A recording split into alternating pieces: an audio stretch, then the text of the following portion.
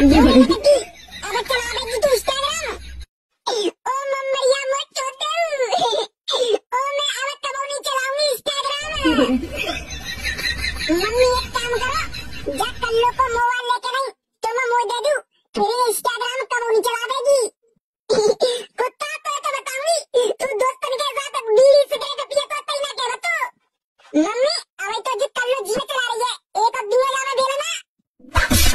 इतने बड़े तो जीवे चला देगी। ओ मम्मी मर गई। दो करी बात कुत्ता के तो कचूरा के बते हमेशा वो ये मस्त रहती है दुकरिया सी। मम्मी अब पूछा जा कल्लो है कि इंस्टाग्राम पे वीडियो बनाना बंद करेगी क्या नहीं। बोल अब तो वो इंस्टाग्राम पे वीडियो बना देगी।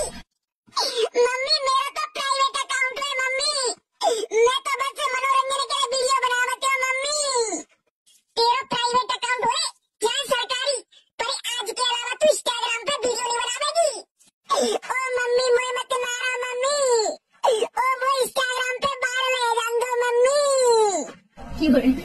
लाने की तो जाना करना पड़ेगा। ओ मम्मी चोद दे, ओ मैं नहीं बनाऊंगी इंस्टाग्राम पे वीडियो मम्मी, मुझे चोद दे मम्मी।